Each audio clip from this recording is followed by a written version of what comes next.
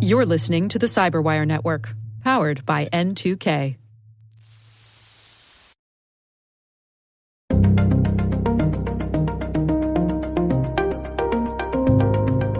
There's a lot more avenues for them to reach people. And so I think while email will always remain, one particular channel that will see scams being delivered, scammers have kind of branched out and are using a lot of different methods in order to find potential victims. Hello, everyone, and welcome to the CyberWire's Hacking Humans podcast, where each week we look behind the social engineering scams, phishing schemes, and criminal exploits that are making headlines and taking a heavy toll on organizations around the world. I'm Dave Bittner, and joining me is Joe Kerrigan from the Johns Hopkins University Information Security Institute. Hey, Joe. Hi, Dave. We got some good stories to share this week, and later in the show, Jason Schultz joins us. He is a technical leader with Cisco Talos. We're talking about their research on scammers using Google Forms.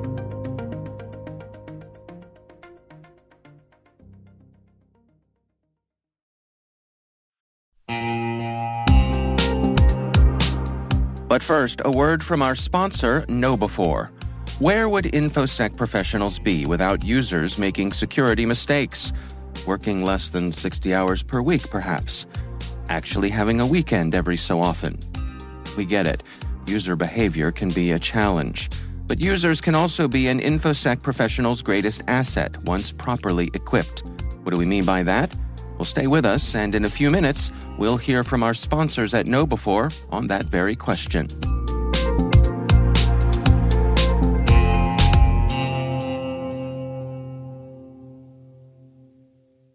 All right, Joe, we've got some good stuff to cover here this week. I'm going to jump right in here. Okay. I have a story from an organization called AmperSec. They're kind of mostly an industrial security company, but they have someone who works there called Carrie Tomlinson, and she runs a little division there called Ampere News.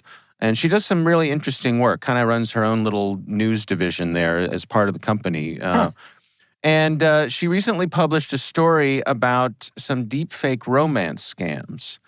And let me describe how this works. So, of course, we're familiar with romance scams. Indeed, we are. Somebody, pretends to have a romantic interest in someone, but they're really just interested in getting their money. And they will tell them anything to make that happen. Yes. So, and they'll drain their bank accounts. They will stick with it until the person either runs out of money or realizes it's a scam. That's right. Taking advantage of the fact that everybody just wants to be loved. Right. So what these criminals have done, and there's a YouTube video that's part of the story we'll link to here that really shows it, but I'm going to try to describe it here. They will use two phones. So phone number one is running a real-time deepfake software. So with this software, and this is something you can get for your iPhone, you can get for your Android phone, basically you can load in a photo of someone, and it will use the camera on the phone to look at you and animate that photo in real time as if it were that person speaking. This is very similar to like the snap filters that make you look like a little deer or a mouse or something. Yeah, exactly the same thing, except Right. here With a they're real going photo. they're going for photorealism. Mm-hmm. And they're pretty good. So they'll have that running on one phone, and then with a second phone, they'll be having the call with the victim. But that second phone's camera is looking at the first phone's screen. I see. So to the person they're having the conversation with, what they're seeing is the real-time animation on that first phone screen, which could be whatever they want it to be. Right. And they show that they'll have, and these scammers are pretty much exclusively men. Right. At least in this story, that's all they show. But they'll pretend to be women. They'll pretend to be people of a completely different race or size or shape or anything. And it looks pretty realistic. This story shows that these scammers have been bragging about this on social media and posting videos of them doing their scams. And they show a bunch of these in the video that's part of the story. and they actually show them talking to some of their victims, and the victims just go right along with it. They explain some of the limitations of the software to the victim by saying, "Oh, I have a bad connection," or "You must have a bad connection," or something like that. And that's more why it's likely not so that clear. they'll push it off on the victim. But I'm just being speculating here, but seems like the kind of person that does that kind of thing. Yeah, Just a horrible person. No, I think you're right. I think that's exactly what they do. Every opportunity to make that person question themselves and kind of weaken their resolve, Right. they'll do that, and they're really good at it. So I'm going to ask you a question. Are these guys Nigerian? I believe in this particular case, some of them are, yes. Okay, because we've heard before about Nigerian scammers bragging about how much they scam people out of. Right. But we've never heard that about other scamming groups, other locales. Like, there are huge scam centers in India. Right. And I've never heard about Indian guys scamming people. Huge scam centers in Eastern Europe. I've never heard of those guys bragging about it. Yeah. But I have heard about the Nigerians doing that. Yeah, and we've reported here, I want to say early on our show here, we talked about how there was kind of a cultural element of them saying, that the Nigerians specifically saying, if I can scam someone, that's on them. Right. They should be, they don't feel any guilt about it.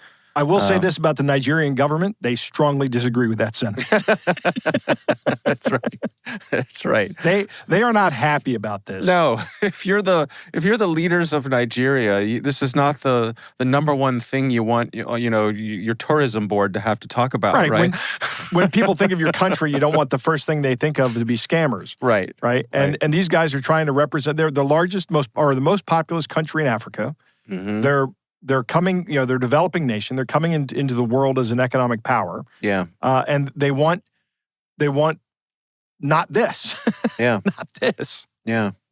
No, it's a fascinating story, and I recommend that everybody, if this is something you're interested in, click through to the story. We'll have a link in the show notes, and there is a video that really shows how this works. Mm-hmm. I do want to highlight that there's some interesting advice about how to protect yourself here. Mm-hmm. First of all, just general skepticism. Remember that many of these profiles are fake, and if someone's trying to strike up a romantic relationship with you online, that, sad to say, odds are it's not real. Right. But here's one I hadn't really thought of or heard of. Ask the caller to raise their hands or stand up, because evidently the technology can't quite deal with that. Right. And it breaks up. It misses the face, and if they stand up, you're going to see the thing turn off briefly. You're going to realize it's fake. Yeah. Move around. I mean, it's just getting them to move around rapidly. Right. I think. I would say is on this list here a watch for the platform change. In other words, you're on some dating app. Yeah. Right. And now this person has asked you to move to some chat application where you can video chat. Sure. Yeah. Right. Yeah. Although with this, I mean, they wouldn't necessarily have to do that. No, they wouldn't. Of course, if the video chat can happen in the dating app, then this will go right through that. Yeah, exactly. But the difference is the dating apps also don't want these guys on there. Right. So they delete these scam profiles as soon as they find out they're scam profiles. Right, right. But that's why they want you off the platform, so they can continue to talk to you about these things. Right. And if you ask them, if I say, Joe, I noticed that you aren't on the dating app anymore, what are you going to say to me? Oh, it's because of you, Dave. I love you so much. I closed down my dating That's app. right. The search is over. Right. Dave, you are my soulmate. There you go. Don't let Lisa know. They talk about bringing a friend in to take a look at your new relationship. We've talked about this one many times. And the hard part there is really listening to your friend. Yeah. It's one of the biggest problems with a lot of this is that when by the time you bring a friend is involved in this situation, the victim is already so groomed by the scammer that they have been conditioned to think that the friend is jealous of the relationship and is going to try to sabotage it just because it's something they don't have. The friend doesn't have. Right. You don't want me to be happy. Right. They don't want you to be happy. Yeah. So be prepared for that. Yeah, as a potential victim of a romance scam, like every single one of us actually is, even though we all like to think to ourselves, no, I'd never fall for that. Right. Yeah, at some point in time you will. You'll fall for something. Yeah. If you have a friend who says, you need to step back and think about this, they see something that you don't see, and you don't see it because you're too emotionally vested. Take a step back and think about it. Yeah, I wonder, like for that specific thing, how do you inoculate someone against that ahead of time? Make them listen to this podcast, Dave. Joe, that's your answer for everything. It is. It's actually, Dave, I actually believe it's one of the answers for, I wish we could go out there and force people to listen to other people say, here's what happens during a romance scam. Right. But you can't force anybody to do it. Yeah. But it's so, I mean, that's the purpose of this show is to so everybody knows what the scam is before they see it. Because if you know what the scam is before you see it, I think you're less likely to fall for it. Yeah. And there's research that says this as well. Sure. So that's the best thing beforehand is, you have somebody who's newly single, talk to them about it. Say, hey, you got to watch out for scammers on this thing. Here's what you look out for. You look out for the love bombing. You look out for the change of platform. You look out for the not willing to meet you in person or the far away person. Right. And then you look for the ask for money. And that's it. That's how all of this works. That's the process that you're going through. Yeah. It doesn't sound like that to the victim, but that's exactly what happens. Yeah. Another point they make that's a good one is to listen to the people at your bank. Yeah. If they say the situation looks suspicious, believe them. Right. Yeah, they see it all the time. Right. And you're probably not different from other people that have been scammed. Yeah. So, if your bank says this is a problem, that should be a wake-up call for everybody. Yeah. I will say it's been heartening to see how much more deliberate training there's been from the folks in these retail positions. The people at the counter at the bank, the people at the grocery store or the drugstore where you can buy your gift cards. Right. There's been a good amount of training up of those folks just to try to head these things off at the pass. Right. Yeah. So I agree. Good. Yeah. And that's wonderful. Yeah. Like I said, the video of this stuff is remarkable and a really eye-opening. So, I think that's a great way to inoculate people as well. If you have folks you might, you think might be a victim of this, send this video around. Right. Because, picture paints 1,000 words, whatever it is. Yeah. So it's compelling. And there's 30 pictures in every second of video. There you go. So there you go. What's that? All right, 30,000 words every second? Okay. I'll take your word for it. I like doing math. Right. All right. We will have a link to that story in the show notes. Joe, what do you have for us this week? Dave, I'm also going to go with a deep fake story today. Okay. But it's not I'll tell you what happened. Yeah. Somebody on social media in Baltimore County Okay. Near us. dropped a video that was just audio that is purportedly the voice of the high school principal of Pikesville High School. His name is Eric Eiswert. Okay. And they have said that this is his voice, and he is saying things in the video clips that are racist and anti-Semitic. Oh, okay. Right?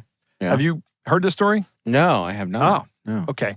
I've listened to the audio, the unedited, the audio that was initially released on social media. Yeah. It is edited, obviously so. Okay. Right? There are breaks where it stops, and it is conceivable to me that if this clip is genuine, then somebody would just took out all the parts that were not relevant to the accusation of racist comments and just strung the racist comments together. Sure. But kind of like a ransom note letter, yeah, right? it sounds like a version ransom of a note letter. ransom It note. is definitely, definitely edited. Okay. And so I think that's interesting. The second thing is that Mr. Eiswert's defense is that wasn't me. That's deep fake audio. Okay. Okay.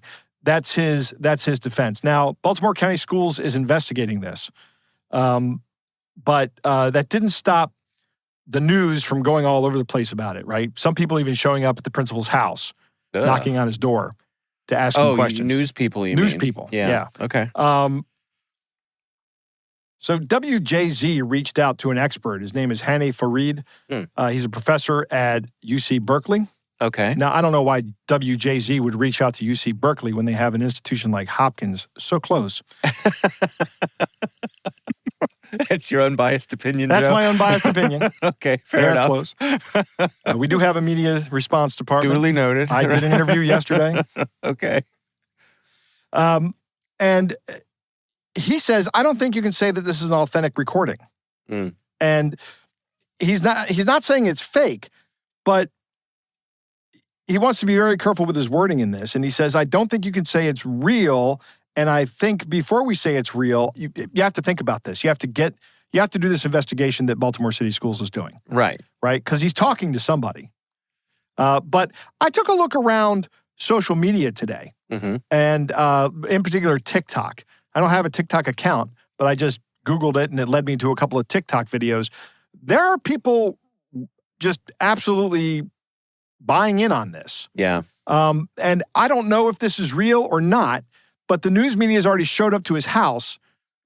If this turns out to not be real, and I haven't seen any news articles that have followed up on it. This happened about a week ago. Nobody is saying that we've determined that it's fake. There's no news that says we've determined that it's fake. Yeah.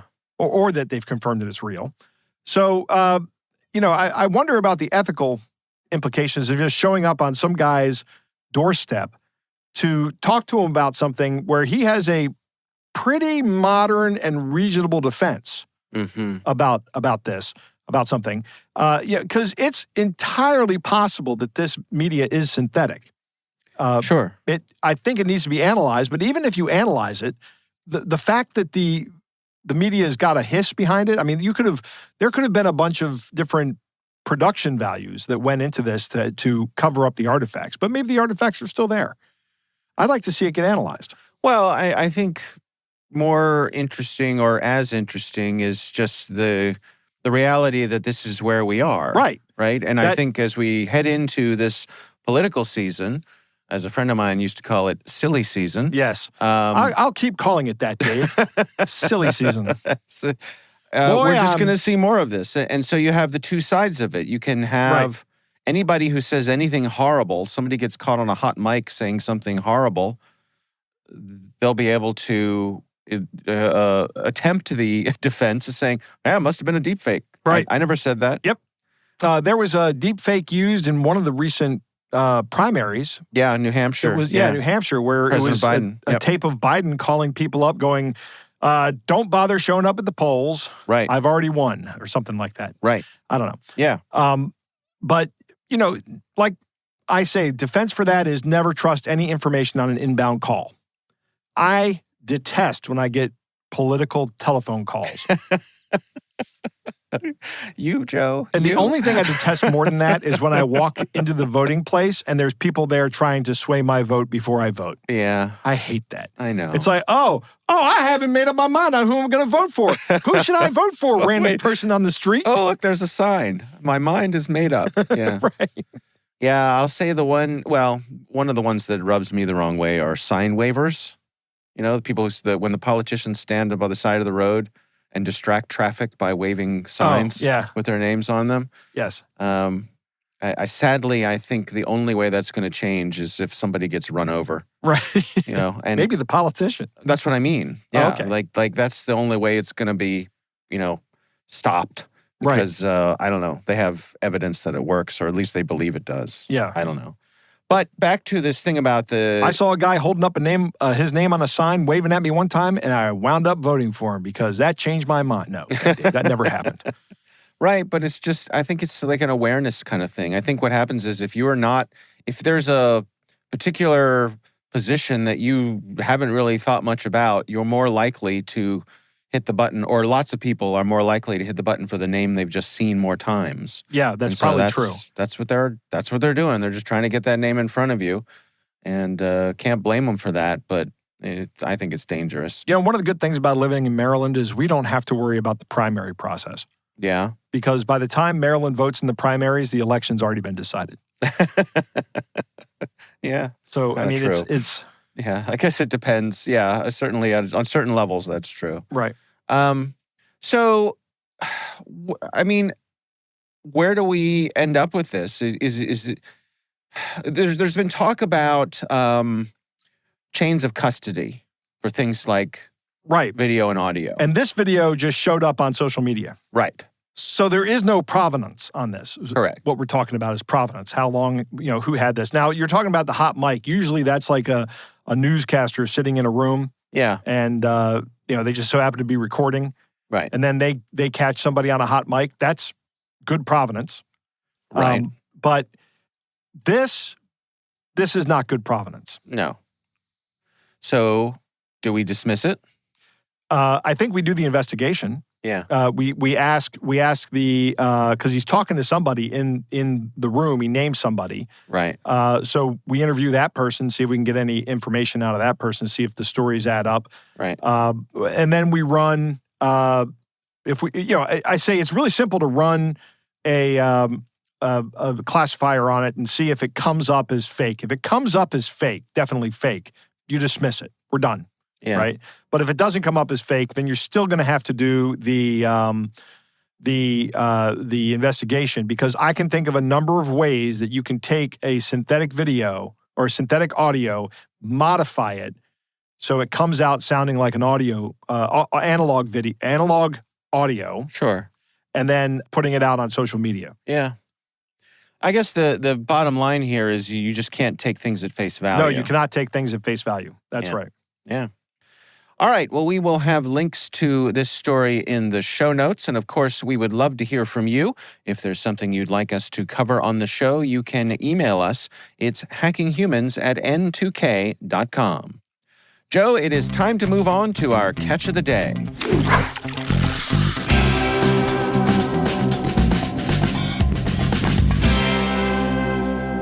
David's again from Van, who has another voicemail for us. All right. And he says, I'm not sure what's going on with the music at the beginning. Maybe something to get your attention. And then you're curious when the music changes, which it does. It's very interesting. Who knows? But I think they have a reason. Keep up the good work on the show. So let's play the audio. All right.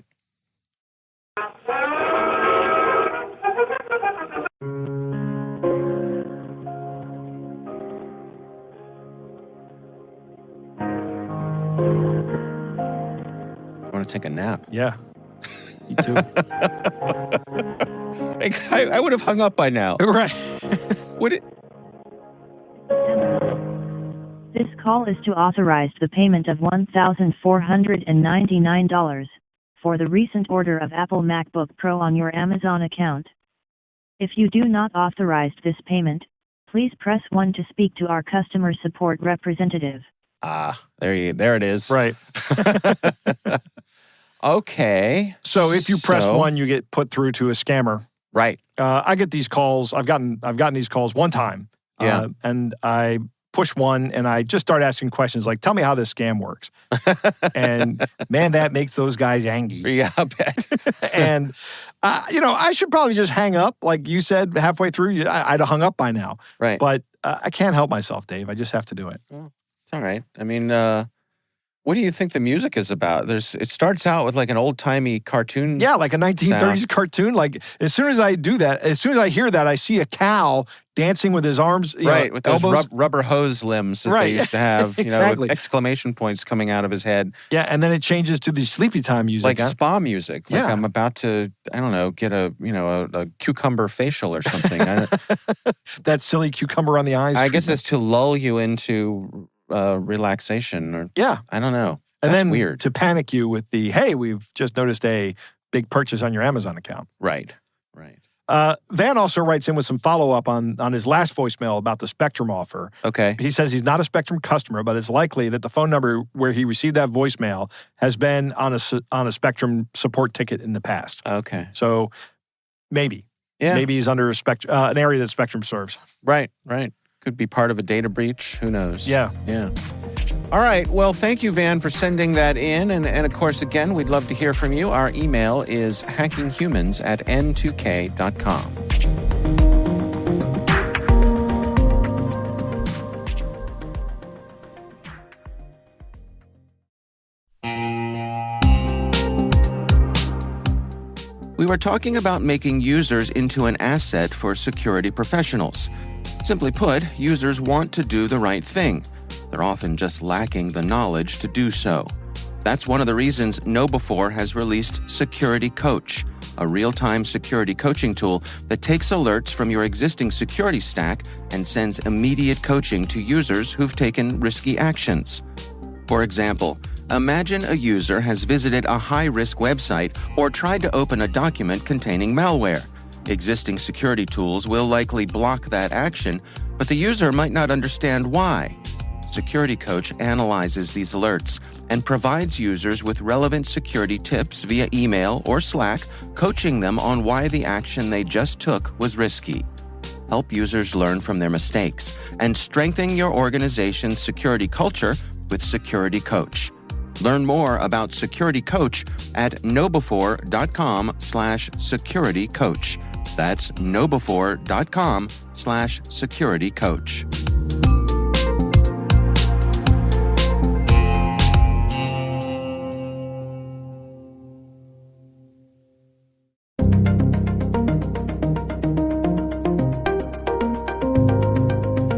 Joe, I recently had the pleasure of speaking with Jason Schultz. He is a technical leader with Cisco Talos, a research team there, part of Cisco.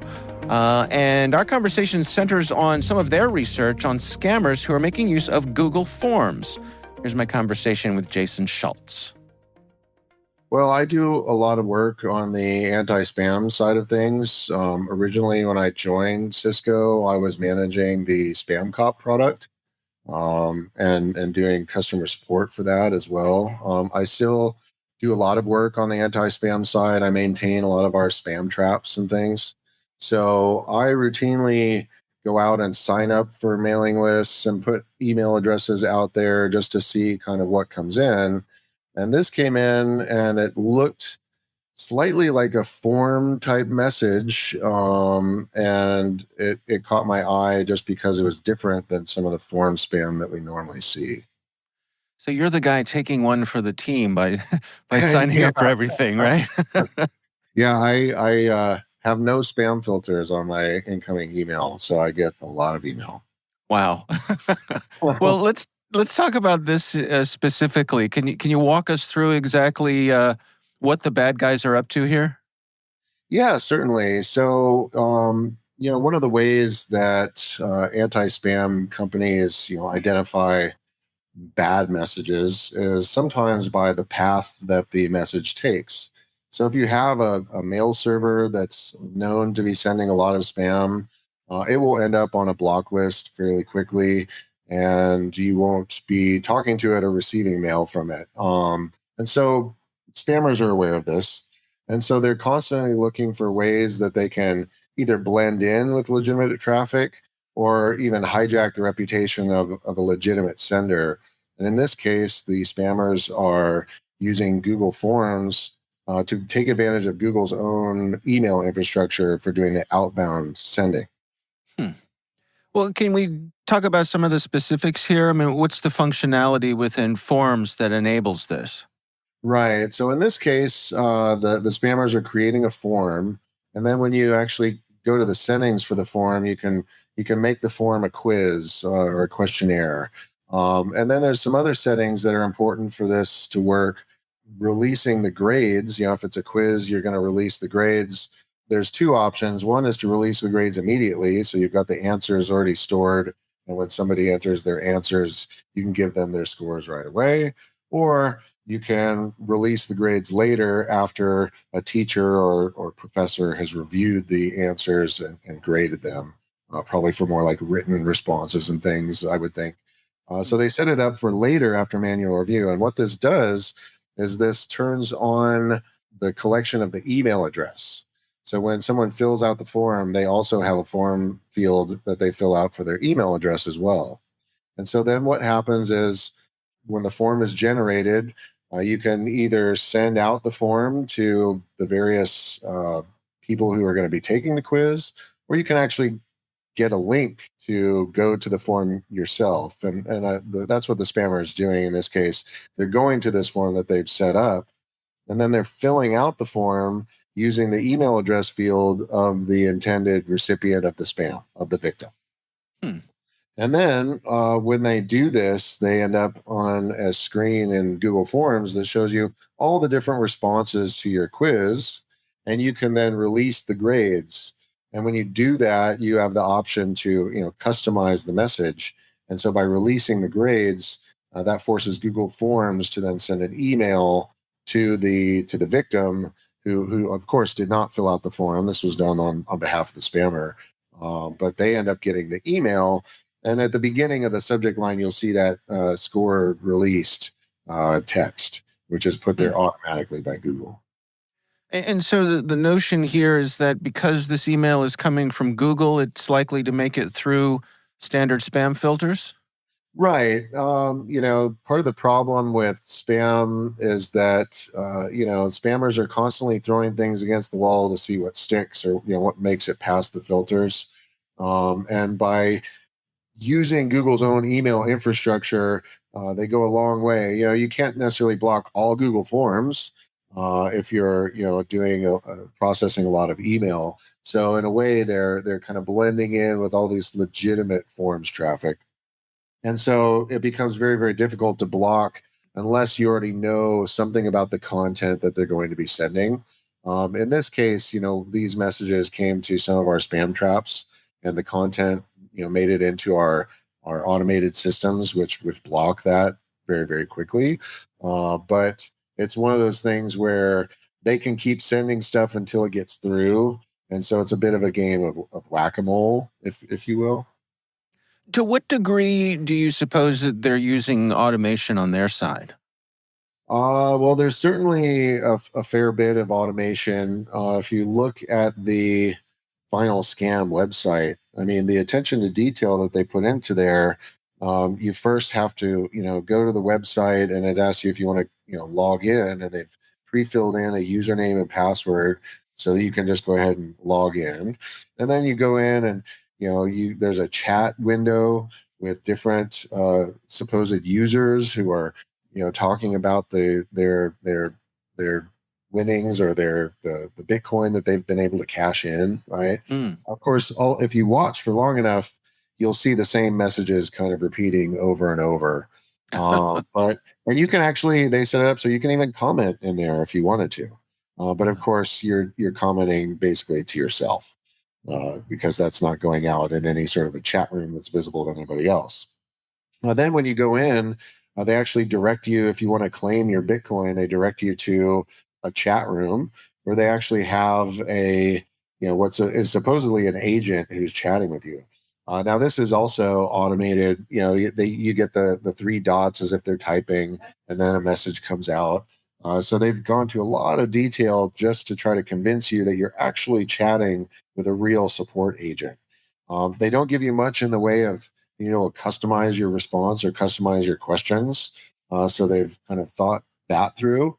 But I was just looking at the site earlier today, and at one point, before you can click through to the final, form where you're chatting through the support agent, they've got, the current balance, and they're kind of collecting your Bitcoins. And one of the things that's interesting is they're actually paying attention to whether that web page is live in the view or not. And if you navigate to a different tab, it kind of pauses the activity. So they're even, trying to hook people who are, going to sit there and watch the automation that they've included in this web page for this scam. And one of the things that surprised me was just kind of getting to the end of the scam, and all they were asking for was about $64. I was just thinking about, the amount of effort that they've went to build this web page to try to scam people out of Bitcoin. Of course, Bitcoin's been kind of going back up lately, so it doesn't surprise me that those scams are circulating a bit more now.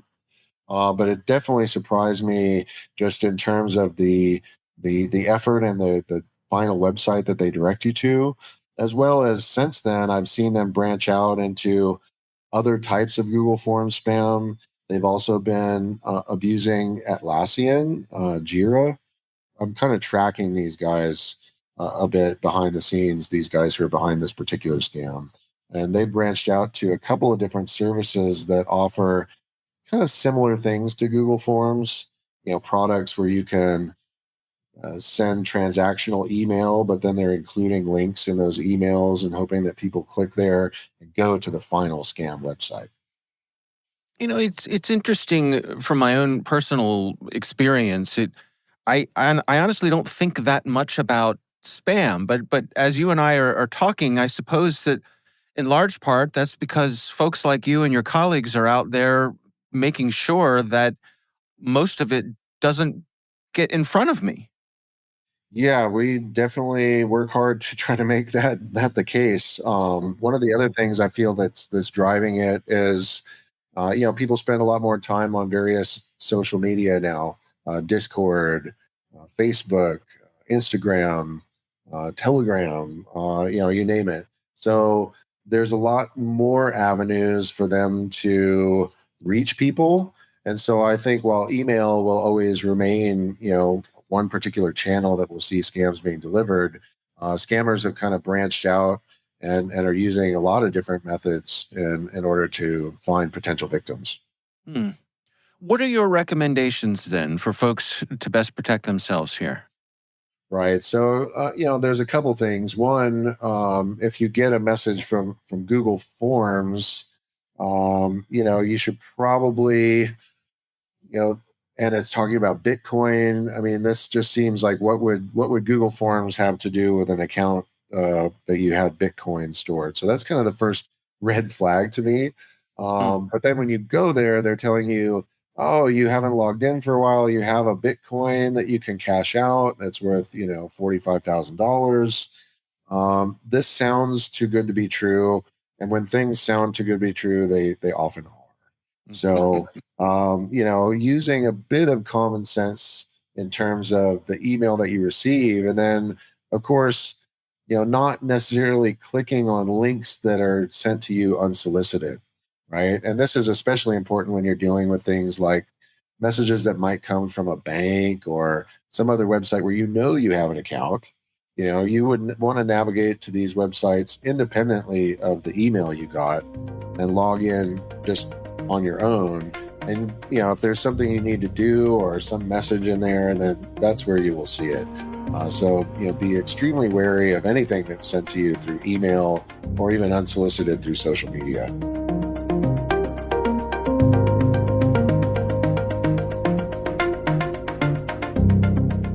Joe, what do you think?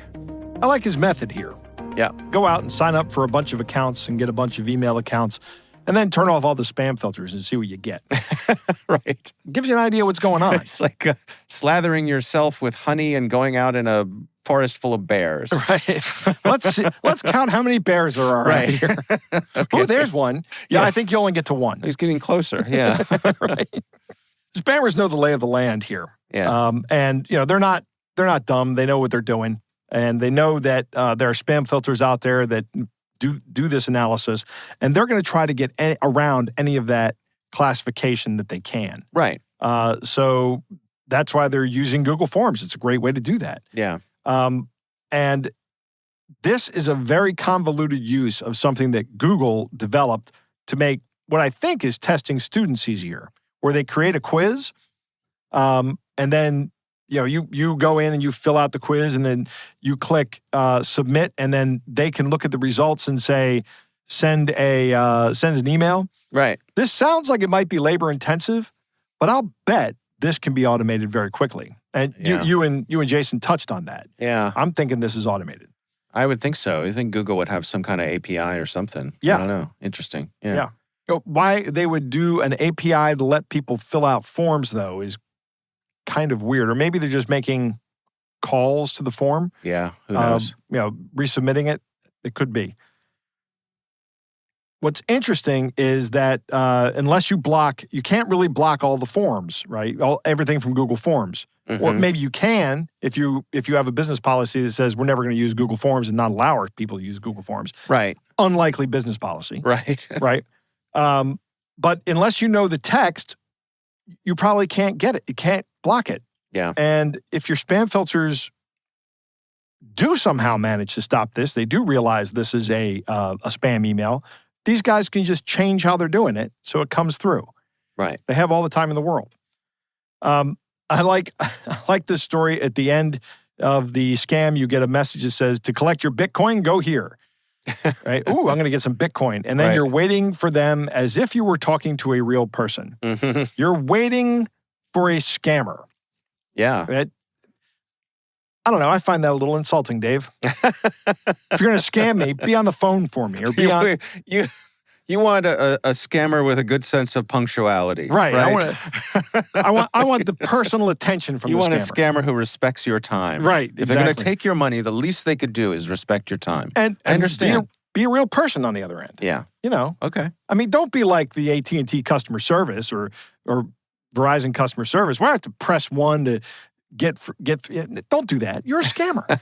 You've got me. Okay. Never mind. I shouldn't be joking about this, but it does. It is interesting that they mimic the miserable experience we all have with customer service Right. because Maybe it makes it seem more authentic. it does. Exactly my point. It makes it seem more This authentic. is some authentic misery. Right. Oh, boy.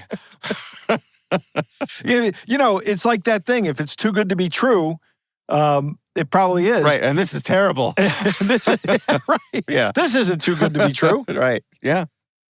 I think it's interesting that when the window loses focus, and Jason's talking about the window losing focus, they stop adding up your Bitcoin, right? Like how much Bitcoin you've received stops counting. And you come back to the window and it says, okay, well, now we'll resume the counting. That's like a demand on your attention. Yeah. Facebook videos do this. Like if you start a Facebook video and then you click on another tab because you just want to listen to it, the first video stops. I refuse to watch videos on Facebook anymore. Yeah. Won't do it. I'll just look up the video on YouTube and then keep it running in the background. Yes, I think that's safe. To me, Facebook is like a big poster child for the second location prohibition. Yes. You know, like, yeah. Never go to the second location. Right. Don't watch a video on Facebook. Don't browse to a website on Facebook because everything you do, every interaction, if you do it through Facebook, they're tracking everything. Right. So just be cautious. They're using Atlassian as well, the Jira platform, to send out emails to people.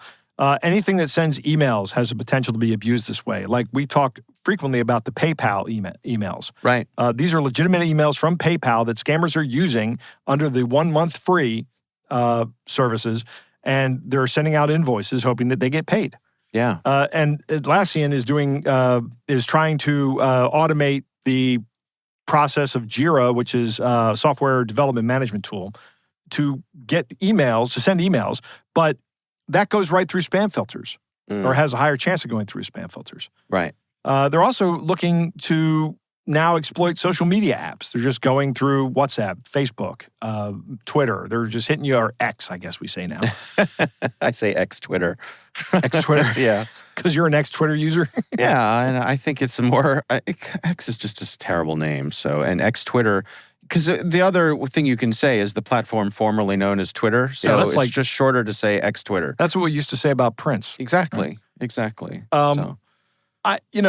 I was on Twitter or whatever it is today. Yeah. Something came up when I had to go there to look at something. Yeah. And I'm signed in with my professional account, and I retweet something.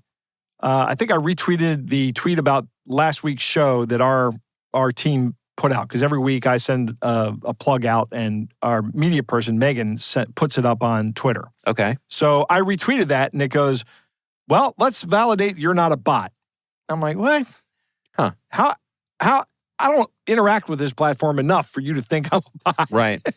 Right. You just don't have enough information. Yeah. But yeah, I think that's just them trying to get me to pay the $8 a month, which I won't do. That's not going to happen. Right. Right. So sorry, Elon.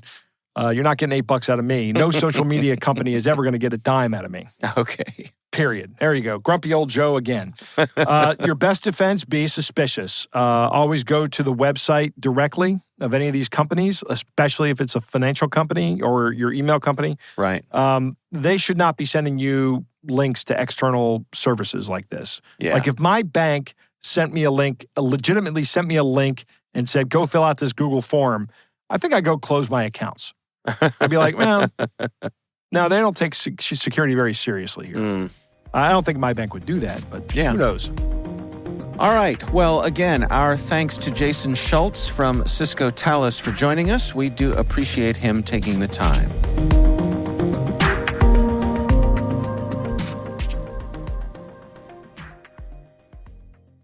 We want to thank all of you for listening, and of course, we want to thank our sponsors at KnowBe4.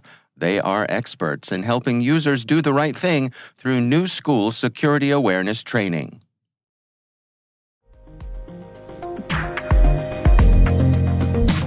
That is our show. We want to thank all of you for listening.